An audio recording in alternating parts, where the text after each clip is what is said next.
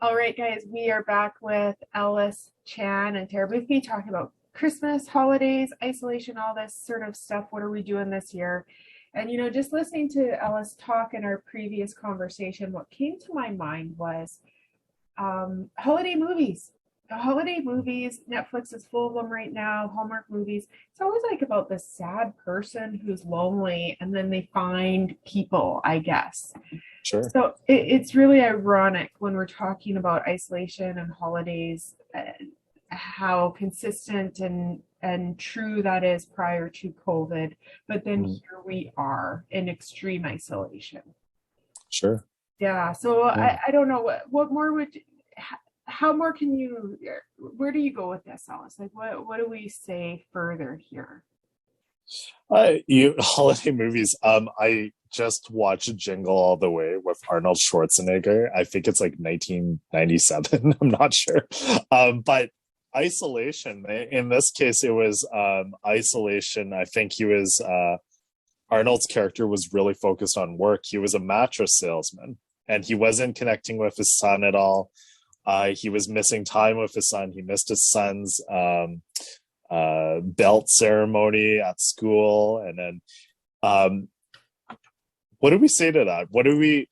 That isolation? Sometimes, what I find is that it is about change, and it is about like challenging maybe the things, the system that the status quo that we're sitting in, that maybe there are things that are that we're doing that might actually be creating that sense of isolation that we have. And so maybe it's more about taking action and challenging that. But maybe the other one too is also recognizing maybe it's not. And I always want to be really careful there, because that almost sounds like blame, that, man, if only you reached out to people, you wouldn't feel this way. That's your fault. But I think it's what Tara, what you were saying before, like this is our second COVID Christmas. We are fatigued. We are tired. I know I'm exhausted. I know I'm irritable from the constant change, the lack of change, the constant, like, you should be worried about this, all the heightened political everything that's going on here. It's exhausting. And Exhausting. it's not your fault. That's, I think, another thing too, is like, maybe it's not the status quo that needs to be challenged, and maybe it's just being like, this is horrible, and this is not a result of you not doing things. And it's maybe just validation that I can be exhausted, I can be tired, and I don't want to reach out to people, and that's okay too. Yeah, it's You not your can be fault. tired.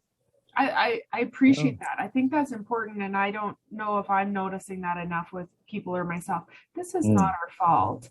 The exhaustion, and then the other thing is like first day of school syndrome, the sure. anxiety. So if you are reaching out, or if somebody invites you to a Zoom call or a gathering or something, it's okay to notice like there's gonna be anxiety. We are out of Mm, practice. So there's this sort of like, maybe I look at what's going on in the community and I go walk down White Avenue and check out what's mm, going on, or I go to one of these little festivals, the ice rink that they put on the roof of the brew house somewhere in Edmonton, these cool things, the drive through the lights. But it takes like effort. That mm, effort, it's going to be harder, and that is not something wrong with any other person. That's not something wrong with me. We're out of practice of being with people. We're out of practice of walking through a mall and feeling good about it. sure. Everything's different. So that It's very different. anxiety stuff is really, really important. We're anxious, we're exhausted, Mm, we're isolated. sure. Mhm. Especially that, I love what you said, that out of practice. This is new novel stuff for us. Yeah. Yeah. And I've heard you say it this way too, Alice. You say, we're not with, we're without. Mm, Yeah. We're not with people, we're without people. We're not with, there's so much to that. There's so many things we have not been with, sure. we have been without. And we're grieving. Yeah. It's hard. whatever Christmas we can muster is something. We don't have to do it Christmas 3.0, but do what we can. Sure. Yeah.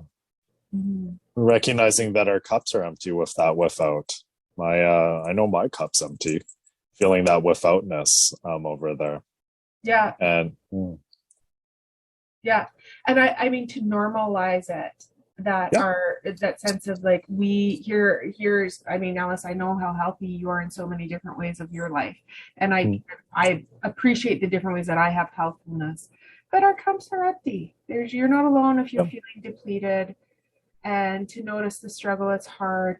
We can cut corners. I'm gonna get a Christmas cookie kit. I'm not gonna, feel bad about that. But these different ways to sort of like go easy on yourselves. Here we are, COVID Christmas 2.0. Go easy on yourself. I think that's a good message. Awesome. Okay. Thank you so much, Ellis, and I appreciate your beautiful hat. Thank you. I appreciate your even more beautifuler hat. Yeah, and I told you it's not mine, it's Peggy's. So. All right, take care and jingle all the way. Jingle all the way. Schwarzenegger. Schwarzenegger, classic. It's not Christmas without Arnie. Yeah.